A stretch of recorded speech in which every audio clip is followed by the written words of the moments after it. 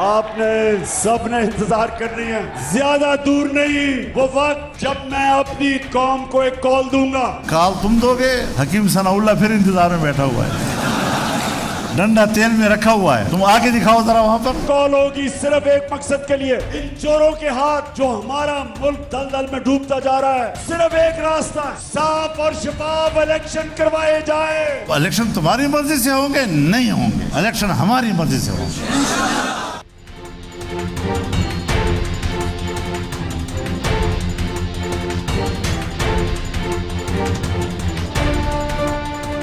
ابھی تک یہی سمجھا جا رہا تھا کہ تحریک انصاف اور پی ڈی ایم بڑے پیمانے پر متوقع جھگڑے سے تھوڑی دور ہیں اور شاید دونوں طرف سے فوجیں اکتوبر کے تیسرے یا چوتھے ہفتے میں ایک دوسرے کی طرف بڑھیں گی, لیکن ایسا لگتا ہے کہ بندوقیں صاف ہونے لگی ہیں اور وزیر اعظم کے دورہ برطانیہ میں اپنے بڑے بھائی سابق وزیر اعظم نواز شریف سے بعض خصوصی ہدایات کے لیے ہونے والی میٹنگ اور بعض نواز لیگی لیڈروں کی طرف سے اس انکشاف پر کہ وزیر اعظم نئے آرمی چیف کی تعیناتی کے لیے میاں نواز شریف سے ہدایات لیں گے, یہ سب باتیں فریقین کو آخری بڑے مارکے کی طرف لے آئی ہیں.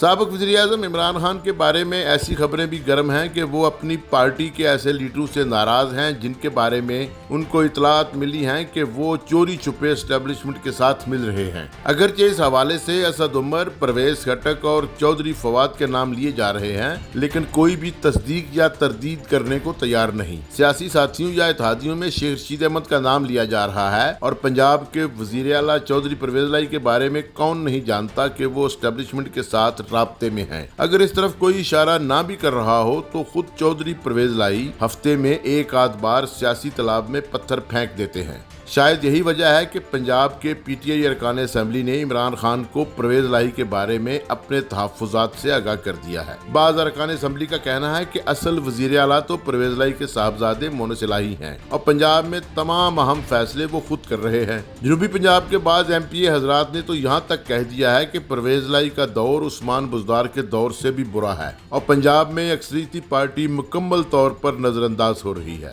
اگرچہ عمران خان نے اسلم اقبال کو سینئر وزیر بنانے کا فیصلہ کیا ہے اور تمام شکایتی ارکان اسمبلی کو کہا ہے کہ وہ میاں اسلم اقبال سے رابطہ کریں, لیکن ایسے لگتا ہے کہ پی ٹی آئی بہت جلد چودھری پرویز لائی سے اپنے راستے الگ کر لے گی. بعض حلقوں کا خیال ہے کہ عمران خان سے نمٹنے کی حد تک نواز لیگ کے حکومتی ارکان یہ فیصلہ کر چکے ہیں کہ وہ 25 مئی کی طرح عمران خان کو کسی ممکنہ احتجاج سے پہلے ہی گرفتار کر لیں گے, کیونکہ وہ یہ سمجھتے ہیں کہ موجودہ صورتحال میں عمران خان وفاقی حکومت کے بغیر بھی موجودہ حکومت اور پی ڈی ایم جماعتوں سے زیادہ طاقتور نظر آنا شروع ہو گئے ہیں. وفاقی وزیر داخلہ رانا ثناء اللہ نے بھی عمران خان کو اس مرتبہ گرفتار کرنے کا عزم کر رکھا ہے اور وزیر داخلہ شروع دن سے اس موقف کے حامی ہیں کہ اگر خان صاحب کو گرفتار کر کے سبق نہ سکھایا گیا تو اگلے کسی ممکنہ انتخاب میں نواز لیگ کو شاید امیدوار ہی نہیں ملیں گے. یہ 25 تاریخ کو آپ کے علم میں ہے کہ یہ اسلام آباد سے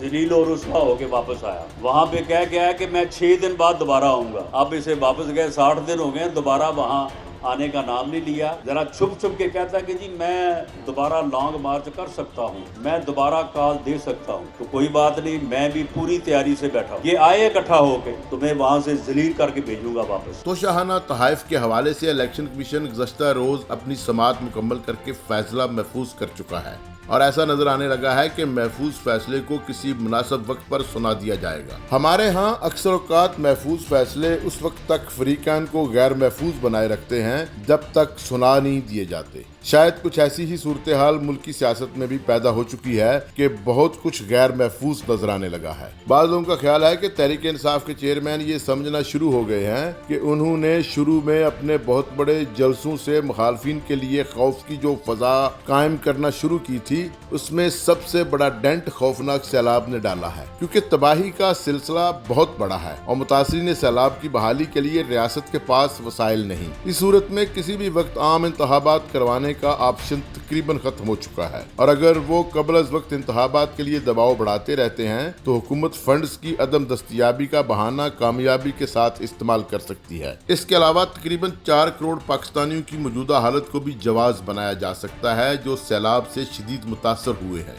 اور اکثریت کے گھر بار تباہ ہو چکے ہیں۔ متاثرہ علاقوں میں انفراسٹرکچر تباہ ہو چکا ہے اور اتنی بڑی آبادی کے لیے خیمہ بستیوں میں الیکشن کروانا عملی طور پر ممکن نہیں۔ مایوسی کی دوسری نمایاں ترین وجہ ملکی معیشت ہے، جس کی حالت بہت پتھری ہے اور حکومت اس کوشش میں ہے کہ IMF اور دوسرے قرض دینے والے ممالک کو یہ اعتماد دلایا جائے کہ معیشت کے حالات بہتر ہوں گے اور ملک قرض کی واپسی کی طرف جانے کے لیے ایسے اقدامات کرے گا جن میں اولین شرط سیاسی و انتظامی استحکام پیدا کرنا ہے۔ عمران خان کہتے ہیں کہ موجودہ حکومت قابل بھروسہ نہیں اور اس کے لیڈروں پر کرپشن کے اتنے زیادہ الزامات ہیں کہ یہ ملکی معیشت کو سہارا دینا تو دور کی بات، جو کچھ امداد کی صورت میں آئے گا وہ بھی کھا جائیں گے۔ حیران کن بات یہ ہے کہ عمران خان کے اس بیانیے پر یقین کرنے والوں کی تعداد بہت زیادہ ہے اور سوشل میڈیا کے بہترین استعمال نے اس تعداد میں خاصا اضافہ کر دیا ہے۔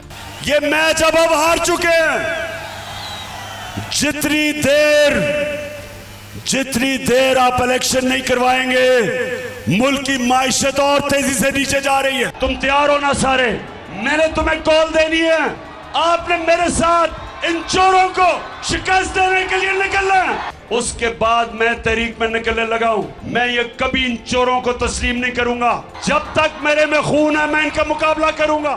مہنگائی کے ہاتھوں ستائے ہوئے لوگ یہ سمجھتے ہیں کہ اول تو ملک کے خزانے میں کچھ باقی نہیں بچا اور اگر دنیا سیلاب متاثرین کے لیے پیسہ دیتی ہے تو اس پیسے کا سب سے بڑا حصہ وہ بڑے کردار کھا جائیں گے جو اقتدار میں ہیں۔ ماضی میں آفات کے لیے اکٹھا کیا جانے والا پیسہ یا قومی سطح پر قرض اتارو ملک سنوارو نام کی مہم سے لے کر ڈیم بناؤ مہمات تک جو بھی جمع ہو سکا، اس کے خرچ کے بارے میں اتنا زیادہ ابہام اور شکوک و شبہات پائے جاتے ہیں کہ عام آدمی تو کجا خواص بھی اس قسم کے معاملات میں اعتماد کرنے کو تیار نہیں، کیونکہ پیسہ جمع ہو جانے کے بعد یہ کبھی نہیں بتایا گیا کہ اس کو کہاں اور کیسے خرچ کیا گیا ہے۔ عمران خان اس پختہ ہو جانے والے شکوک و شبہات کا ٹھیک فائدہ اٹھاتے ہیں۔ عمران خان سمجھتے ہیں کہ اتنی زیادہ عوامی پذیرائی کے باوجود ریاست میں کچھ طاقتور قرار دیے گئے کردار اور سیاست کے متنازع کردار مل کر ان کو حکومت میں آنے سے روک رہے ہیں۔